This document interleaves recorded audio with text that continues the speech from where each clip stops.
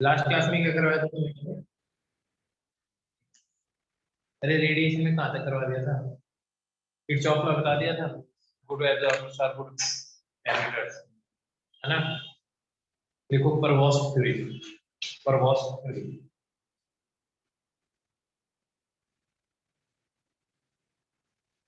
परवॉस ने क्या कहा वो सुनो। परवॉस बोला कि कोई भी ऑब्जेक्ट हो, अगर उसका टेम्परेचर 0 केल्विन से ऊपर है ना, तो हर टेम्परेचर पे है ना वो रेडिएशन एमिट करता है। देखो it states that any object above 0 Kelvin, any object above 0 Kelvin emit radiations. Prevost नहीं कहा, किरचॉफ ने क्या कहा? Good absorbers are good emitters.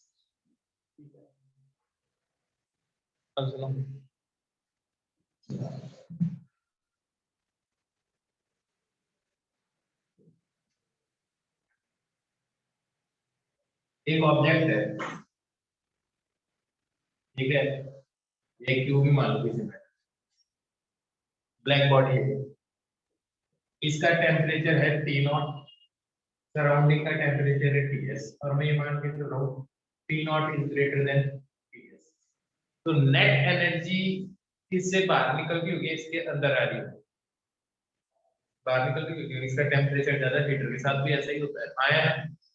तो अब आप क्या करोगे, आप ये लिखोगे, अगर ये ब्लैक बॉडी है, पावर जो एमिट हो रही है, आया ना, वो किसके बराबर है? सिग्मा। अगर ये ब्लैक बॉडी नहीं है तो ई, ए इसका एरिया जो एमिट हो रही हो, कौन से टेम्परेचर पे डिपेंड करेगा? ऑब्जेक्ट है सराउंडिंग का, ऑब्जेक्ट का T0 की पावर 4 है ना, जिसे एब्जॉर्ब कर रहा होगा वो किसके बराबर आएगी? सिग्मा स्मॉल ए एरिया इनटू टी सराउंडिंग की पावर 4। क्या बात समझ में आ गई सबको? अच्छी तरह से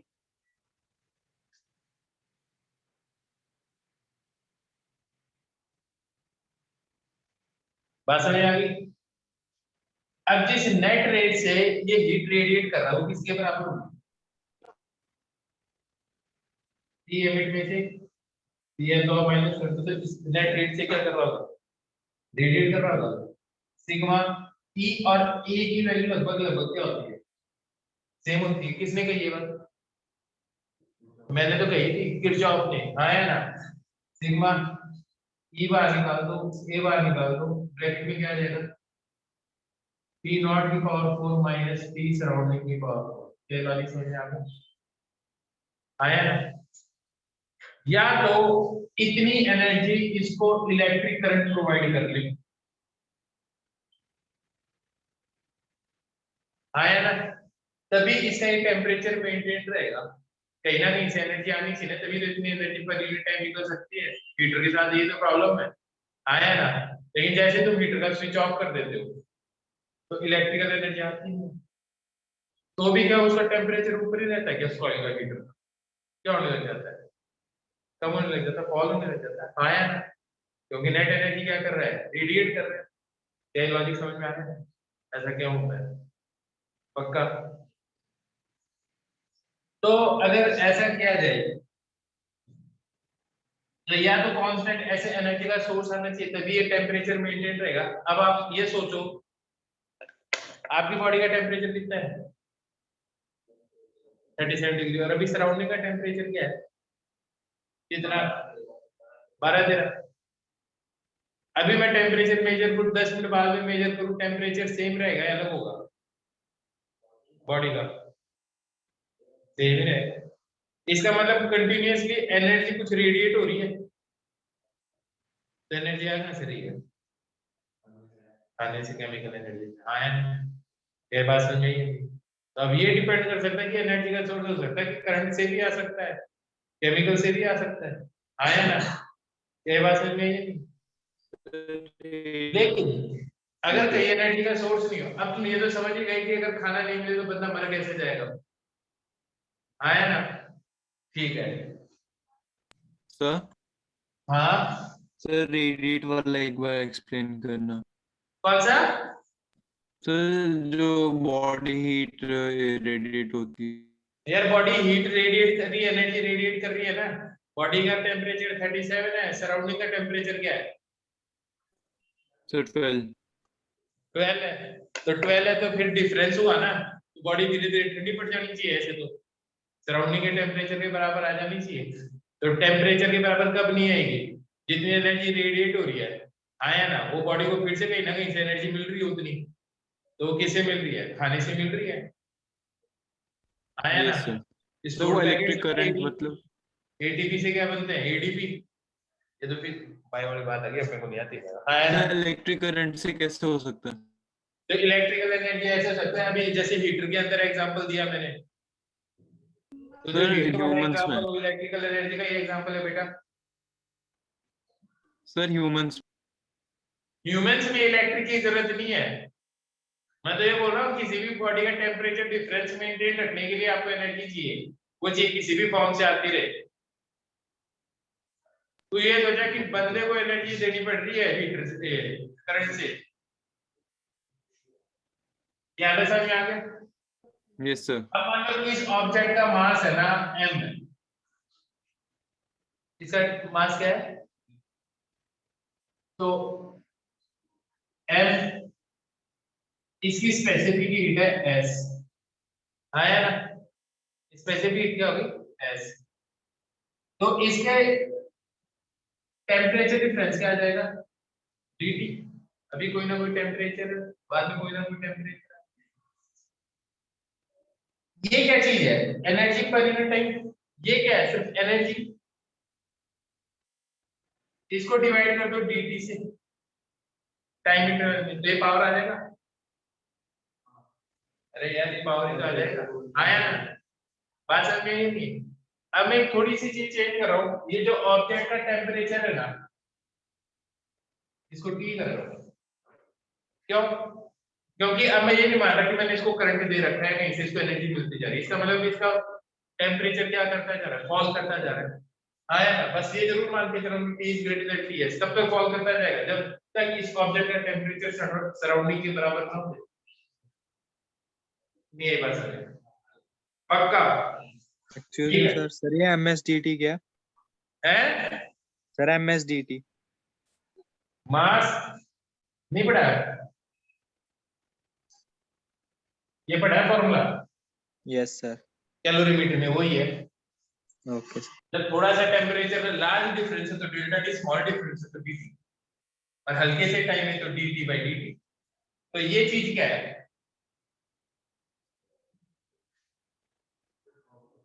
पावर कैसे? पावर तो m into S into dt by dt है।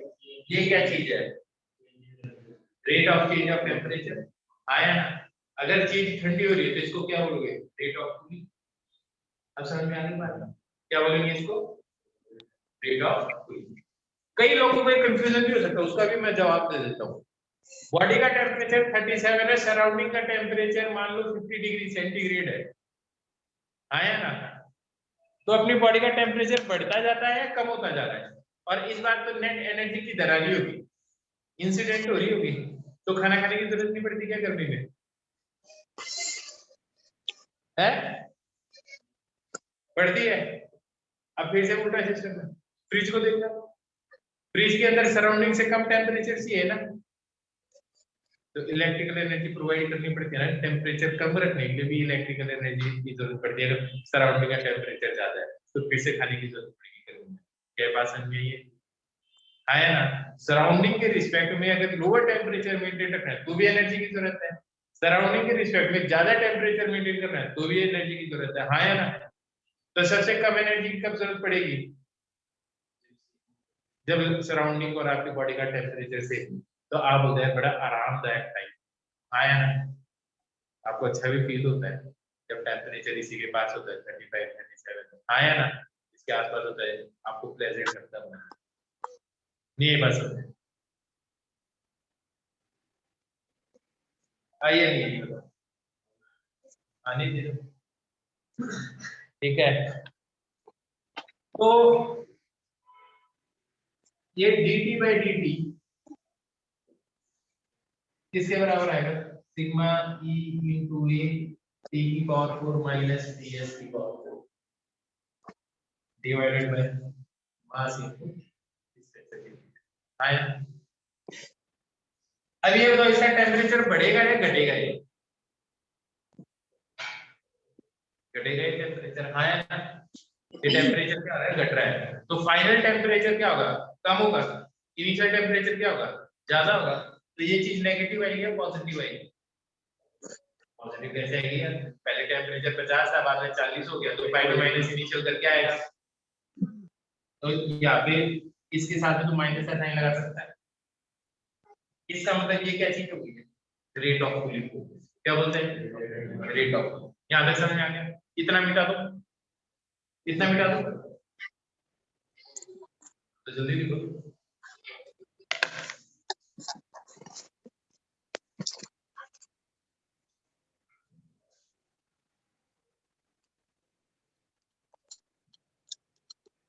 मिटा दो।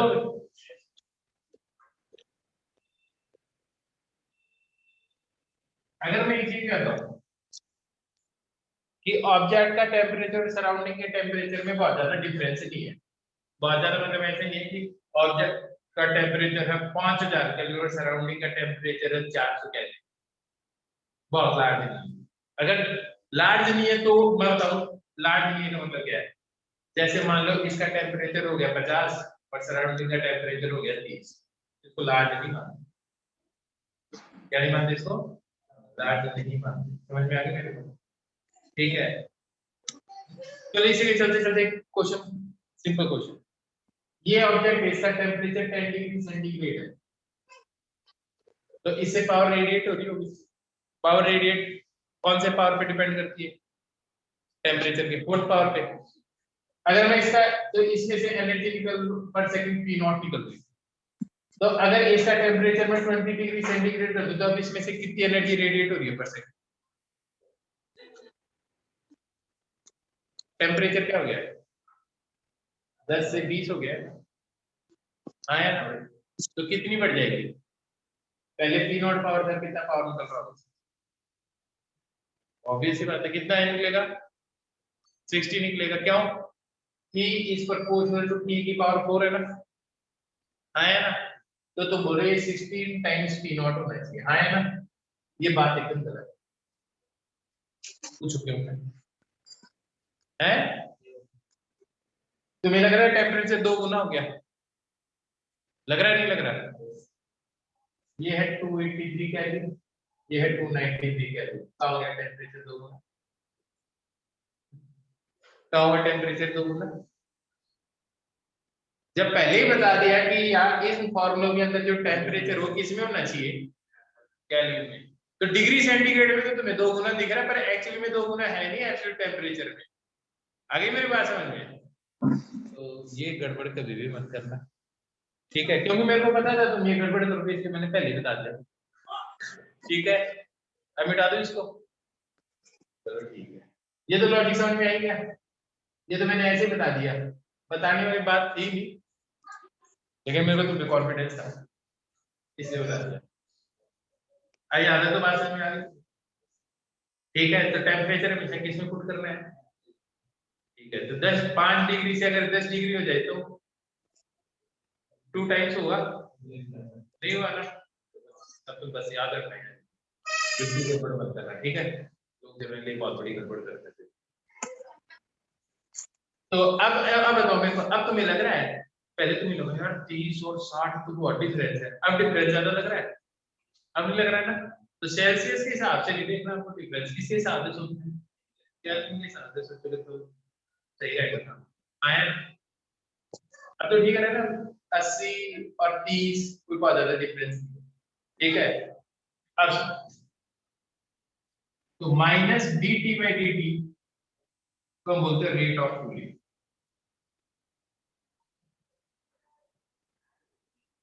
जो किसके बराबर आ जाएगा? Sigma E A upon m into s t की पावर 4 माइनस ts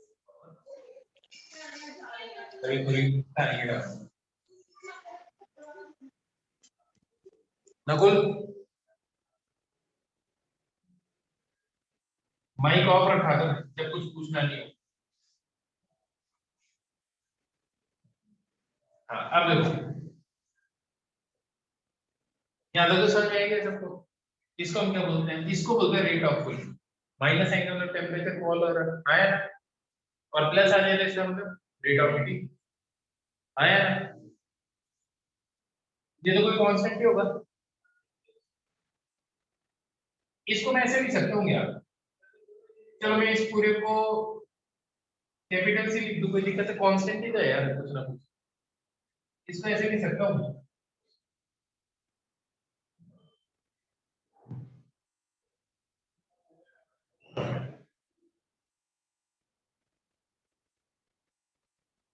ऐसे लिख सकता हूँ। चलो इसको ऐसे लिख सकता हूँ,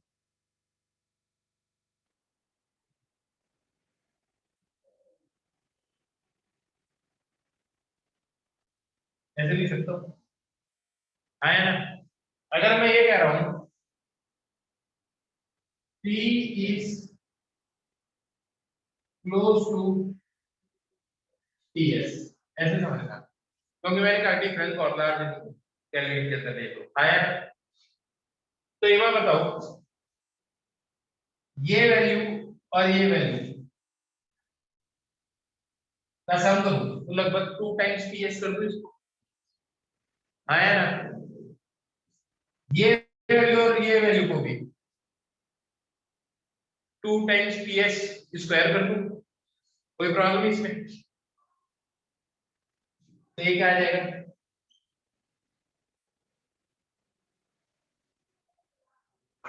ये आ जाएगा आया ना।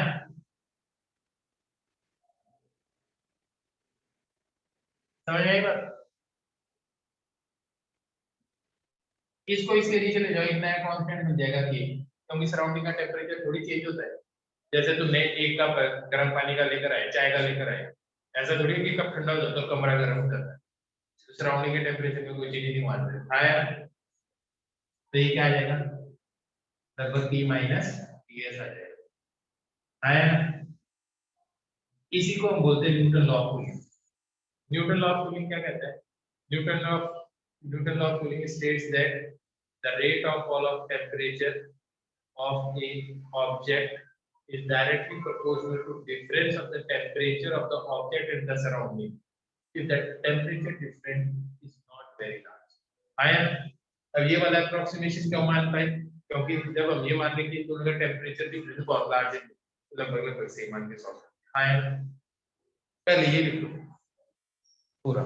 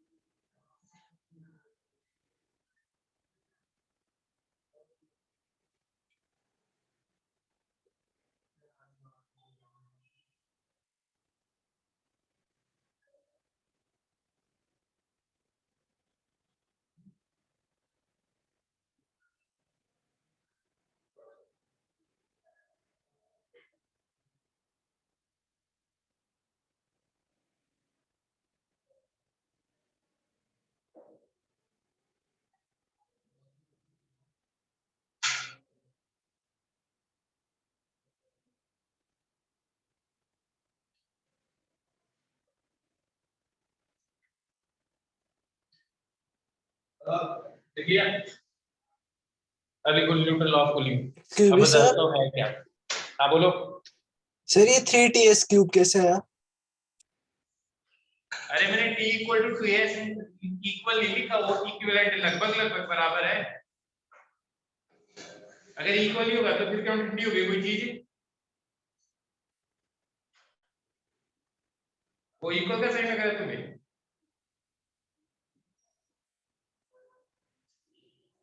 देखो न्यूटन लॉ ऑफ कूलिंग, देखो it states that the rate of cooling, it states that the rate of cooling of an object is directly proportional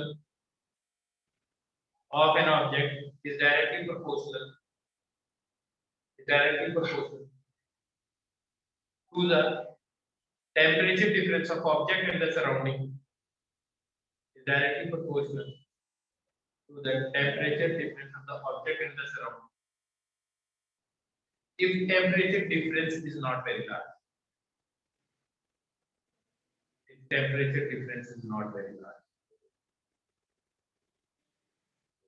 question समझ आ गया? सॉरी क्वेश्चन नहीं, डेफिनेशन समझ आ गई इसी तरह से, सिंपल है ना एकदम, कुछ टफ नहीं है इसमें ना। अब जैसे मैं बताता हूँ, एक दो क्वेश्चन कर लेते हैं इसके बेसिस पे।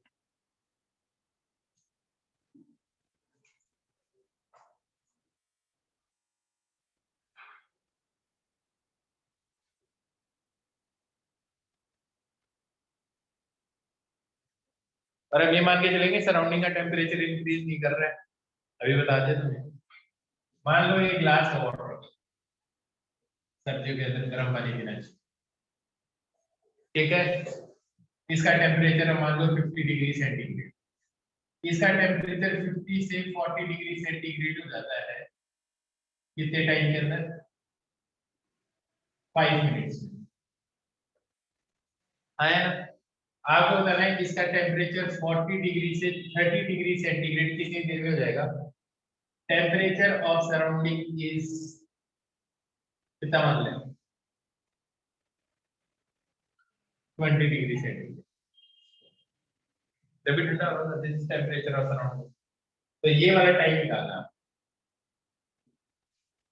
तो देखो बहुत ही सिंपल है, देखो कितना सिंपल है। यहाँ पे टाइम डिफरेंस कितना लग रहा है? टेम्परेचर डिफरेंस कितना आ रहा है? कितना आ रहा है? 10 का डिफरेंस आ रहा है। ये था ना formula Vt upon dt equal to K into T minus T surrounding, ये था फॉर्मूला। एक सबसे बड़ी प्रॉब्लम इन क्वेश्चनों में यही आती है, ये जो टेम्परेचर है कौन सा लोगे? 50 डिग्री लोगे या 40 डिग्री लोगे? तो क्योंकि यहाँ से शुरू हो रहे यहाँ पे पहुंच गया तो टेम्परेचर ऑफ ऑब्जेक्ट लोगे क्या? सराउंडिंग का टेम्परेचर तो समझ में आता है, 20 डिग्री ले लोगे फटाफट, पर ये वाला टेम्परेचर क्या लोगे? एवरेज ले लो। हाँ क्या ले लो? एवरेज ले लो। ओके, तो बताओ ये क्या ले? 45 माइनस ये 20, समझ में आ रही है बात? अभी कोई नीड ही नहीं है, क्योंकि डिफरेंस तो हमेशा सेम ही होता है ना, ये तो डिफरेंस की प्रोपोर्शनल है। 273 माइनस 283 कर दो भी 10 ही आएगा, 10 20 में से माइनस कर दो भी 10 ही आएगा। आया ना? समझ में आ गई मेरी बात? ये टेम्परेचर कितना फॉलो हुआ है, dt कितना आ जाएगा, टेम्परेचर कितना आ जाएगा, टाइम कितना लग रहा है? 5 मिनट्स। एक इक्वेशन ये बन गई, ये क्या बन गया? 10/5 ये कितना आ जाएगा? 15 आएगा और 25 है। अब ठीक है, अब इसका टाइम निकालना, 40 से 30 डिग्री सेंटीग्रेड पे आ गया, तो ये तो सेम ही है क्योंकि सिग्मा एम एस वो तो सारे सेम ही आए होंगे क्योंकि सेम ही बॉडी है। इसका टेम्परेचर क्या लेंगे? यहाँ से आया ऑब्जेक्ट का 35 है, temperature of surrounding, temperature difference कितना है, टाइम कितना लगा, कैलकुलेट कर रहे हैं। आया ना? मेरे को ये बात बताओ, फर्स्ट इक्वेशन सेकंड इक्वेशन, जब दोनों इक्वेशन को यूज करके t की वैल्यू निकल सकती है, डिवाइड कर दो, k तो वैसे ही गायब हो जाएगा, आइडियोलॉजी कैसे करना है। अगर ये आता है कि 40 से 35 डिग्री सेंटीग्रेड कितनी देर में होगा, तो यहाँ पे क्या आता है, यहाँ पे क्या आता है टेम्परेचर 37.5, यहाँ पे क्या आता है का टाइम आ जाता है। हाँ यार, क्या लॉजिक समझ में आ गया? सिंपल ही एक सिंपल है।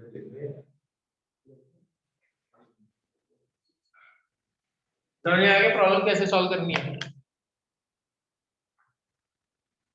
समझ में आ गया तो प्रॉब्लम सॉल्व कर देना।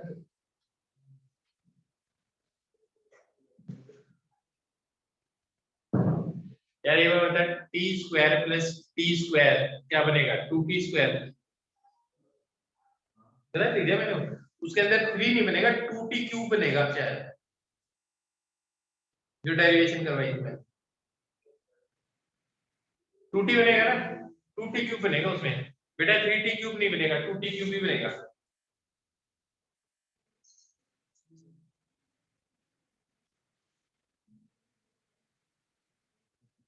या 4 बनेगा, 4t क्यूब बनेगा,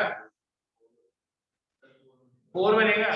एक में 2t स्क्वायर है आया ना, और ts स्क्वायर है तो 2t स्क्वायर बनेगा, और एक में 2ts बनेगा, तो दोनों को मल्टीप्लाई कर दो 4ts क्यूब बनेगा। मैंने क्या लिखा था, 3 लिख दिया था ये जल्दी से, पता नहीं कैसे प्लस कर दिया होगा। अरे यार वैसे भी पता क्या है, पढ़ना तो कॉस्ट है, ज्यादा टेंशन वाली बात नहीं।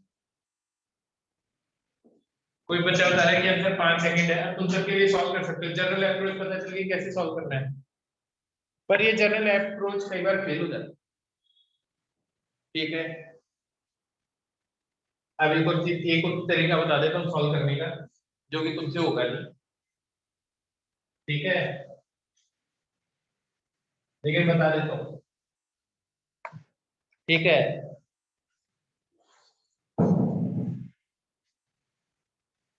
टेम्परेचर और सराउंडिंग मान लो 20 डिग्री सेंटीग्रेड है, temperature of object starting temperature है 45 डिग्री सेंटीग्रेड आया ना। अब पूछा जाएगा कि 5 सेकंड पे इसकी क्या हीट होगी, T इक्वल टू 0 पे बात, उसके बाद में टेम्परेचर फॉलो होना शुरू करेगा, 5 सेकंड पे क्या था, 10 सेकंड पे क्या था, तब कैसे करना है।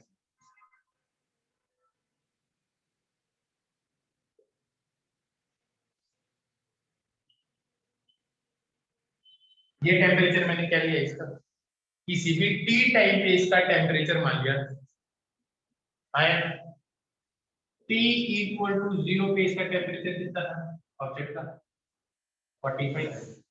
मैं पूछ रहा हूँ टी इक्वल टू 5 सेकंड पे इसका टेम्परेचर क्या होगा, आया ना, ये कुछ नया वेरिएबल आएगा। या मैं बोलूं किसी भी जनरल टी टाइम पे इसका क्या टेम्परेचर होगा, किसी भी टी टाइम पे इसका टेम्परेचर होगा ये, तो जनरल फॉर्मूला बना देंगे, वैल्यू पुट कर ले। अब देखो क्या होगा, ये टेम्परेचर ये टाइम याद रखना,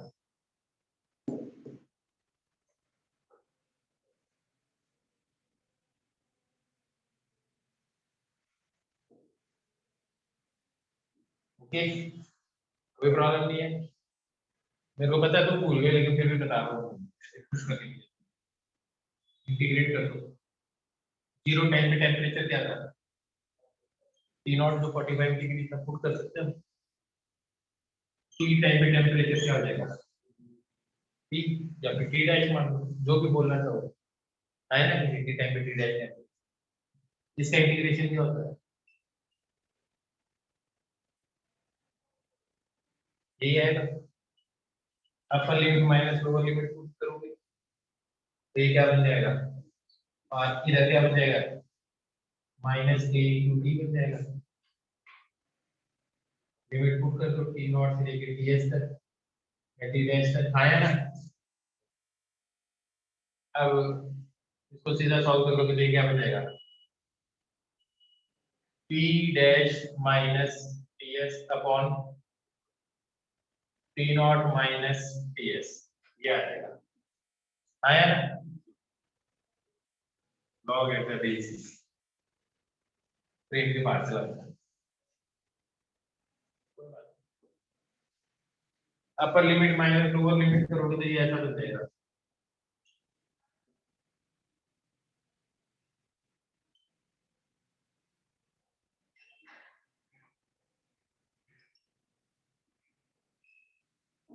ये आ जाएगा, ठीक है। ऐसे थोड़ा सा मेहनत करने वाला काम है, और बस बता रहा हूँ तुम्हारे काम नहीं आएगा। Log A minus log B का फॉर्मूला क्या है? Log A by log B.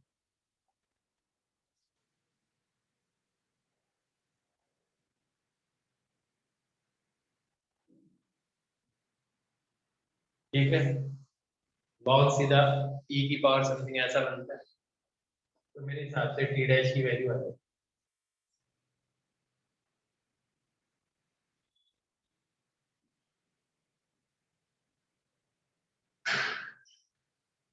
जो भी टाइम पुट करोगे अपने आप टेम्परेचर आ जाएगा। अब एवरेज वैल्यू लेने की जरूरत नहीं पड़ेगी, आया ना। पर कितनी एनर्जी होती है आंसर, आया ना, ठीक है। अब सीधा देख लेना, अगर ऑप्शन में अगर e की पावर में आ रहा है तो कुछ ऐसा होगा, और फिर मैं जुगाड़ से आएगा, मैं आया ना। और वैसे तो पूरा सॉल्व करना ही नहीं होता, ऐसे आइडिया ही लगा लो कि कौन सा आंसर हो सकता है चार में, ठीक है। बात समझ में आ गई, न्यूटन लॉ को समझ में आ गया, न्यूटन लॉ को समझ में आ गया, आना ही।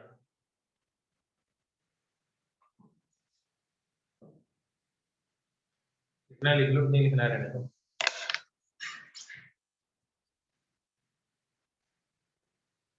इसके अंदर एक ही चीज बची है, that is known as Wien's law, है ना। अब इससे क्या है, इससे तुम्हें वो भी क्लियर हो गया, स्टीफेंस बोल्ट्जमैन लॉ कि टेम्परेचर T की पावर 4 पे डिपेंड करता है।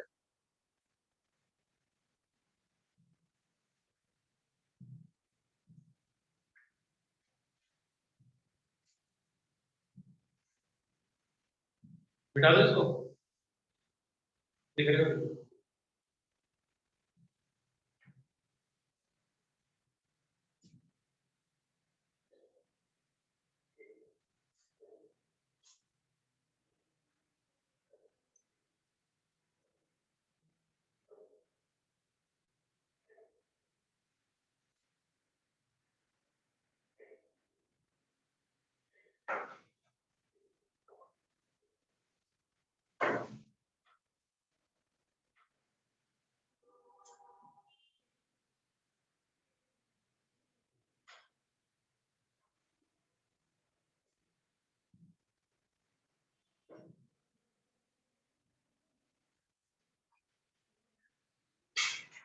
बिठा दो।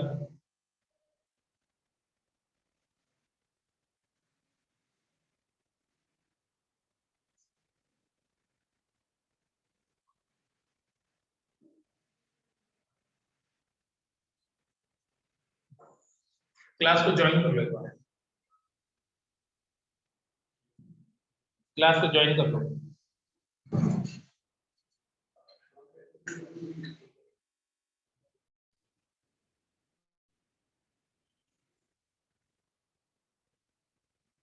नीचे हो रही है,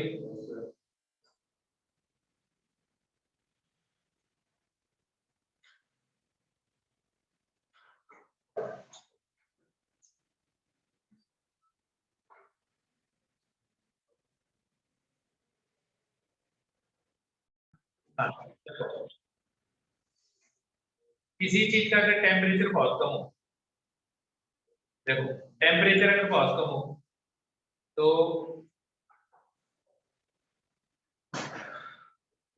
आप उसमें से रेडिएशन तो निकलेगी, लेकिन कलर कोई नहीं दिखाई देता। जैसे प्रेस में से कोई कलर दिखाई देता, निकलता हुआ, क्योंकि उसमें से जो रेडिएशन निकल रही है ना, वो इनविजिबल रीजन में निकल रही है, दैट इज विजिबल लाइट के रीजन में निकल नहीं रही। क्या बात समझ में आती है अच्छी तरह से? अब आप जैसे जैसे टेम्परेचर बढ़ाने लगोगे, तो मेरे को ये बात बताओ, जब टेम्परेचर कम होगा, तो मैंने पिछले लेक्चर में पढ़ाया था कि जब टेम्परेचर कम होता है तो काइनेटिक एनर्जी कम होती है, तो ऑसिलेशंस क्या होता है, पर सेकंड ऑसिलेशन क्या होता है कम। टेम्परेचर बढ़ेगा, काइनेटिक एनर्जी, तो ऑसिलेशन ज्यादा बढ़ेगी। तो शुरुआत में फ्रीक्वेंसी क्या रहती है, कम, स्पीड तो सबकी सेम ही है, तो वेवलेंथ क्या रहेगी, ज्यादा। फ्रीक्वेंसी कम मतलब वेवलेंथ ज्यादा है। और बड़ी वाली वेवलेंथ क्या है, ये देख नीचे वेवलेंथ बना रखी है ना माइक्रोमीटर में, तो बड़ी वेवलेंथ इधर आएगी, चार्ट में देखो यहाँ पे सिमुलेशन में। तो जैसे जैसे मैं टेम्परेचर बढ़ाऊंगा, तो जो वेवलेंथ निकलेगी वो कौन सी निकलेगी? रेड। वेवलेंथ छोटी होने लग जाएगी धीरे धीरे। तो देखो जैसे जैसे मैं टेम्परेचर बढ़ाऊंगा ना, है ना, देख रहे हैं वेवलेंथ क्या होने लग गई है, वेवलेंथ क्या होने लग गई, छोटी वेवलेंथ में एनर्जी निकलने लगी। ये है स्पेक्ट्रल पावर डेंसिटी, ये स्पेक्ट्रल एमिटेंस भी बोलते हैं। अब मैं बता देता हूँ स्पेक्ट्रल एमिटेंस क्या बताता है। कोई भी given wavelength per unit time per unit area energy जो कैरी करके लेके जाती है उसे क्या बोलते हैं? स्पेक्ट्रल पावर डेंसिटी बोलते हैं। अब इसको ऐसे समझो, जैसे पहले 100 वाट का वो लाइट बल्ब आता था और आज दिन एलईडी आती है 20 वाट। किसकी लाइट ज्यादा है? एलईडी की ज्यादा है। इसका मतलब एलईडी में से जो ज्यादा से ज्यादा एनर्जी बाहर निकलती है ना वो विजिबल रीजन में निकलती है, और बल्ब के अंदर काफी ज्यादा एनर्जी कौन से रीजन में निकलती थी? इंफ्रारेड या इनविजिबल रीजन में निकलती थी। तो मैं मेरी बात में कह रहा हूँ। तो इसका मतलब किसी भी ऑब्जेक्ट से जो एनर्जी निकलती है ना वो कई वेवलेंथ लेकर आती है। हो सकता है वो इंफ्रारेड रेज लेकर आ रही हो सकता है वो यूवी रेज एनर्जी लेकर आ रही हो सकता है गामा रेज लेकर आ रही हो। तो कोई भी गिवन वेवलेंथ पर second per unit time per unit area जो एनर्जी लेके बाहर निकल रही है उसको क्या बोलते हैं? स्पेक्ट्रल एमिटेंस बोलते हैं। क्या बोलते हैं? एमिटेंस बोलते हैं। अब लॉजिक समझ में आ गया? जैसे वो 670 नैनोमीटर वाली वेवलेंथ कितनी एनर्जी लेके जा रही है per unit area per unit time. एक ब्लैक बॉडी ले ली, उसका एक यूनिट एरिया ले लिया, उसका यूनिट टाइम के अंदर देख लिया कि कितनी एनर्जी लेकर जा रही है। क्या बात समझ में आ गई? अच्छी तरह से लॉजिक समझ में आ गया? तो क्या रहा है? तो इसका मतलब ये दे रहा है कि ये वाली वेवलेंथ पर यूनिट टाइम कितनी एनर्जी लेकर जाएगी। आया ना? इसमें भी तो वैल्यू है 0 0.3 तक जाएगी 0.03 आया ना? अब ये वाली वेवलेंथ क्या कर रही है? एनर्जी लेकर जा रही है। अब बताओ ये वाली वेवलेंथ एनर्जी लेकर जा रही है ज्यादा, ये वाली वेवलेंथ एनर्जी ज्यादा लेकर जा रही है ये वाली? जैसे मैं बोलूं 1 माइक्रो 2.5 माइक्रोमीटर या 3 माइक्रोमीटर कौन सी एनर्जी ज्यादा लेकर जा रही है? 3 माइक्रोमीटर ज्यादा एनर्जी लेकर जा रही है। अरे यार चार्ट ग्राफ में देखना 2 माइक्रोमीटर वाली पर यूनिट टाइम इतनी एनर्जी लेके जा रही है, 3 वाली लगभग इतनी एनर्जी लेकर जा रही है। आया ना? अब मैं टेम्परेचर और बढ़ाऊंगा तो क्या होगा? जो ज्यादा एनर्जी लेकर जाने वाली वेवलेंथ वो क्या हो जाएगी? जो सबसे ज्यादा एनर्जी लेके जाने वाली वेवलेंथ वो क्या हो जाएगी? वेवलेंथ की वैल्यू कम हो जाएगी। दिख रहा है? इसके अंडर का जो एरिया है वो क्या दे रहा है आपको? जो टोटल एनर्जी रेडिएट हो रही है वो तो टेम्परेचर की पावर 4 पे डिपेंड करता है। क्योंकि देखो ये वाली वेवलेंथ कितनी एनर्जी लेकर जाती है, इससे वाली वेवलेंथ ये एनर्जी लेकर जाएगी, इससे आगे वाली वेवलेंथ ये एनर्जी लेकर जाएगी। हाँ है ना? तो ऐसे सारी एनर्जी का अगर मैं सम कर दूं तो क्या आ जाएगा? टोटल एनर्जी आ जाएगी। तो इस कर्व के अंडर का एरिया क्या देगा? Total area, total energy radiated by black body. आया ना? अब अगर मैं टेम्परेचर 2 टाइम्स कर दूं तो इसके नीचे का एरिया कितना हो जाना चाहिए? 16 गुना है। e की पावर 4 पे तो टोटल एनर्जी जो रेडिएट आया ना? फिर से कह रहा हूं मैं, अगर मैं टेम्परेचर 2 टाइम्स कर दूं तो एनर्जी कितनी रेडिएट होने लग जाएगी? ये एरिया कितना आ जाएगा? 16। इसका मतलब इस कर्व के अंडर का एरिया क्या देता है? Total energy radiated by black body. आया ना? अब देखो अगर मैं टेम्परेचर और बढ़ा दूं, देखो अभी इंफ्रारेड है ना तो कोई कलर नहीं दिखाई देगा, ऊपर ये स्टार सा दिखाई दे रहा है तुम्हें, इसका कलर देखो। ठीक है? अब जैसे जैसे इसका टेम्परेचर बढ़ाने लगूंगा मैं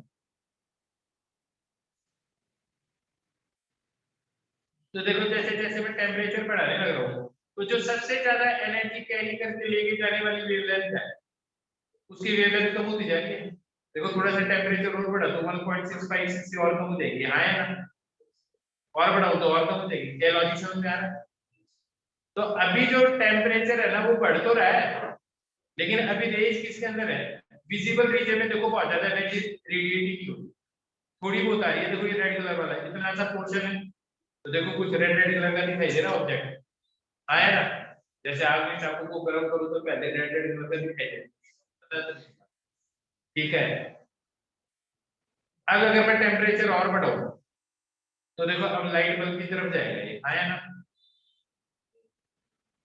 अब देखो इसकी ज्यादा से ज्यादा एनर्जी किधर जाने लग रही है, कौन से रीजन में जाने लग रही है,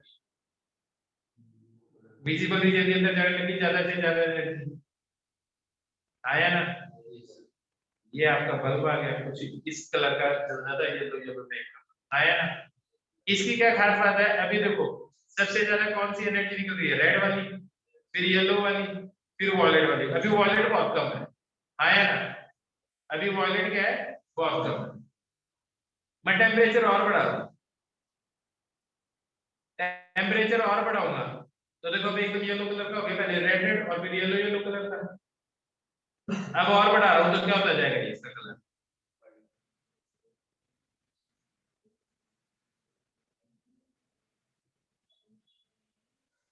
ये सूरज का कलर हो गया, लगभग सन के आसपास का कलर हो जाएगा, आया ना। बात समझ में आई है नहीं, स्टार्स का कलर आया ना, टेम्परेचर बहुत ज्यादा है। अब देखो यहां से भी अगर बहुत ज्यादा टेम्परेचर बढ़ाने लग गया तो देखो कैसा कलर होने लग गया, ब्लू की तरफ। क्यों, क्योंकि अब ये वाली जो येलो रेड वाले एनर्जी क्या हो रही है, कम आ रही है, तो ज्यादा से ज्यादा एनर्जी किस में आ रही है, ब्लू वाले में। तो पहले व्हाइट कलर होगा और फिर क्या होगा, वॉयलेट कलर होने लग जाएगा, टेम्परेचर बहुत ज्यादा हो जाएगा, आया ना। बात समझ में आई नहीं? अब ज्यादा से ज्यादा एनर्जी किस में निकलने लगती है, यूवी रेज से निकलने लग गया, अल्ट्रा वायलेट, आया ना। तुम्हें पता है सूरज से अल्ट्रा वायलेट पता है ना, एसपीएफ 15 एसपीएफ 15 आया ना। बात समझ में आई है? तो ये जो बात है ना, ये जो बात है, अब एक चीज सोचो, हर एक टेम्परेचर के कॉरस्पॉन्डिंग एक वेवलेंथ है जो सबसे ज्यादा एनर्जी लेकर जा रही है। ये टेक्निक कितनी बढ़िया है। अगर मेरे को कहीं से एनर्जी आ जाए, जैसे सूरज है, सूरज का टेम्परेचर बता देते ना, हम यहाँ पे बैठ के बता दें कि सूरज देखकर टेम्परेचर आपने कौन गया था वो मेजर करने, कोई नहीं गया, तो कैसे मेजर करती है, वहां से जो एनर्जी आई है ना उसका स्पेक्ट्रल एनालिसिस हुआ, ये जो सबसे ज्यादा एनर्जी कैरी करने वाली वेवलेंथ है वो कौन सी है। अब जब वो वेवलेंथ पता चली, जैसे इस ग्राफ के अंदर पता चली है आपको मैक्सिमम एनर्जी कैरी करने वाला ये है, तो इस टाइम पे इसका टेम्परेचर क्या होगा वो पता चल जाएगा, आया ना। तो वेवलेंथ जो सबसे ज्यादा एनर्जी कैरी करके लेके आने वाली वेवलेंथ है, उसको देख के आप हमेशा टेम्परेचर बता सकते, आया ना। अब टेम्परेचर डिटरमाइन करने का तो कितना बढ़िया तरीका है, दूर से ही आप टेम्परेचर बता दोगे, उस सन का टेम्परेचर ज्यादा है या स्टार का टेम्परेचर ज्यादा है या प्लेनेट का टेम्परेचर क्या है, कैसे लगे बात, खतरनाक बात है ना। ठीक है, अब इसी को वेन्स लॉ ने क्वांटिफाई कर दिया, वेन्स साहब ने क्या किया, इसको क्वांटिफाई कर दिया। अब सीधा सा एक पहले तो मेरे को बताओ, इस ग्राफ के अंदर का एरिया क्या दे रहा है, एरिया क्या दे रहा है, total energy radiate by long, आया ना, समझ में आ रही है बात, ठीक है। और टेम्परेचर चेंज करूंगा तो इसकी पीक वैल्यू, पीक चेंज होगी, आया ना, पीक इधर शिफ्ट हो जाती है। एक चीज देखना, पीक देखना कितना चेंज आता है, अब ये कितना करीब 3000 के आसपास है ना, 3000 पे कहां पे है ये पीक, कौन से टाइम, क्या वेवलेंथ आ रही है उसपे, वेवलेंथ लो 0.966 आ रही है। अगर मैं टेम्परेचर 6000 कर देता हूं तब देखते हैं पीक का आएगी, मैं पहले से प्रिडिक्ट कर रहा हूं जो पीक आएगी ना वो आएगी 48 के आसपास, 0.48 के आसपास आएगी, ठीक है, पहले से प्रिडिक्ट कर रहा हूं मैं।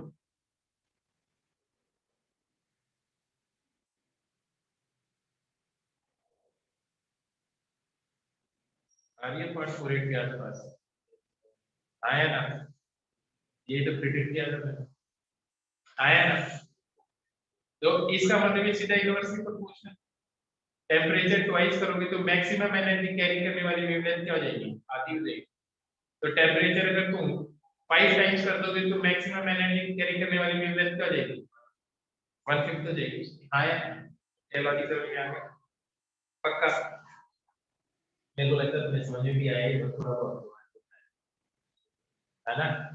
अब एक दो डेफिनेशन ही लिख दो यार। वेन्स लॉ की डेफिनेशन लिख दो सीधा।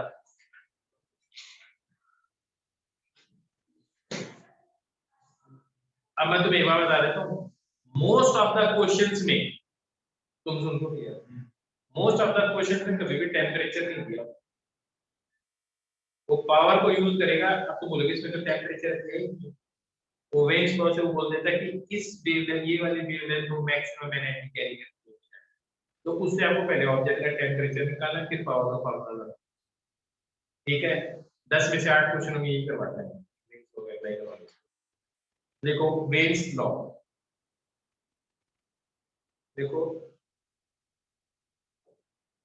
according to this law the wavelength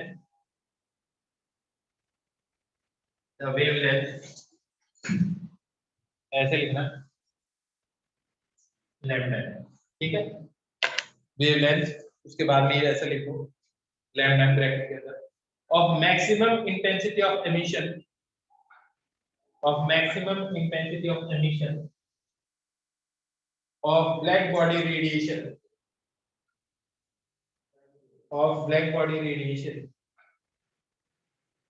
is inversely proportional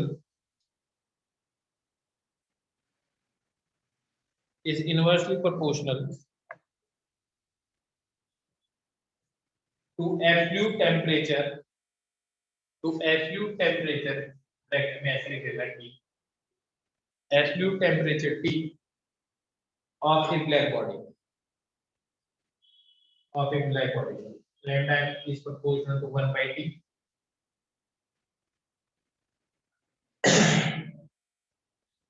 B by T. B is known as Rain's constant. Lambda is proportional to 1 by T. Lambda is equal to B by T. B is Rain's constant. WEINS, Rain's. Bruce Wayne. And Rain's constant.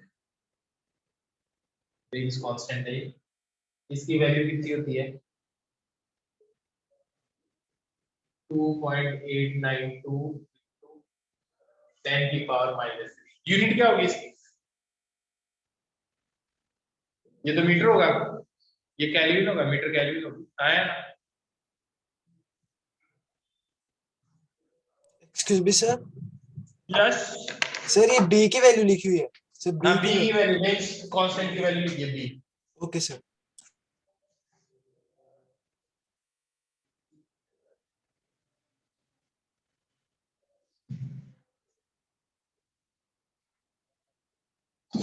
देखो spectral emittance क्या होता है?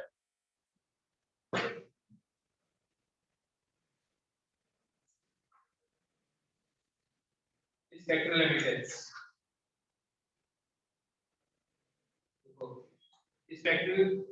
spectral emittance of a body, sir spectral आ गया। emittance of a body या spectral emissive power, कुछ भी लिखो यार। spectral emittance of a body is defined as the amount of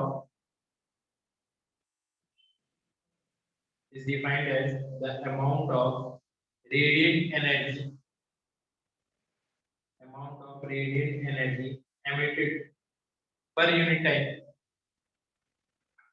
radiant energy emitted per unit time per unit area of a body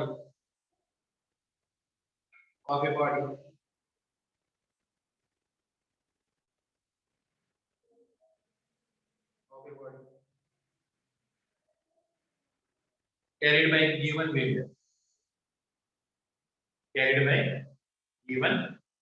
wavelength,